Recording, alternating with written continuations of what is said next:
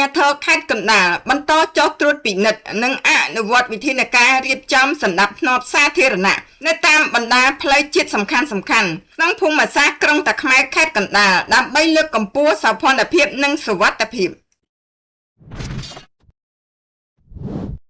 ខេត្តកណ្ដាលនាព្រឹកថ្ងៃទី18ខែឧសភាឆ្នាំ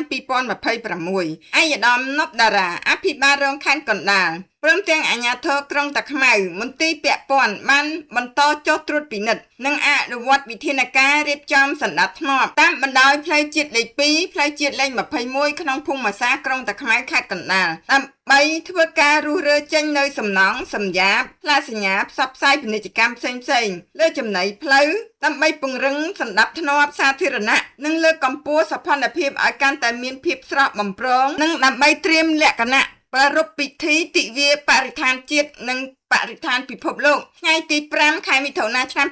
2026នៅកីឡាដ្ឋានខេត្តកណ្ដាលនាពេលខាងមុខនេះនាឱកាសនោះអាយដាមនប់តារាអភិបាលរងខេត្តកណ្ដាលបានមានប្រសាសន៍ថាគោលបំណងសំខាន់ក្នុងការចុះរៀបចំនេះគឺដើម្បីរៀបចំសោភ័ណភាពនៅតាមកំណត់ផ្លូវជាតិលេខសំខាន់នេះឲ្យមានភាពស្អាតសមរម្យស័ក្តិសមជាទីក្រុងស្អាតមានសន្តិសុខសណ្ដាប់ធ្នាប់របៀបរៀបរយសាធារណៈអាជ្ញាធរត្រូវណែនាំដល់បងប្អូនអាជីវករដែលលក់ដូរលើចិញ្ចើមផ្លូវនិងរស់នៅតាមសងខាងផ្លូវឲ្យរុះរើតូបឬការដាក់តាំងទំនិញដែលបង្កការរំខានដល់ការធ្វើដំណើរថ្មើរជើងរបស់ប្រជាពលរដ្ឋនិងយានយន្តធ្វើដំណើរអាយដាមអភិបាលរងខេត្តក៏បានបន្តថាការចុះរៀបចំនេះគឺដើម្បីជួយសម្រួលដល់ការធ្វើចរាចរណ៍មិនឲ្យមានការកកស្ទះនិងជួយកាត់បន្ថយគ្រោះថ្នាក់ចរាចរណ៍មួយកម្រិតទៀតផងដែរទន្ទឹមនឹងការចុះអនុវត្តនេះអាជ្ញាធរខេត្តក៏បានអំពាវនាវដល់បងប្អូនអាជីវករទាំងអស់សូមមេត្តាបន្តចូលរួមសហ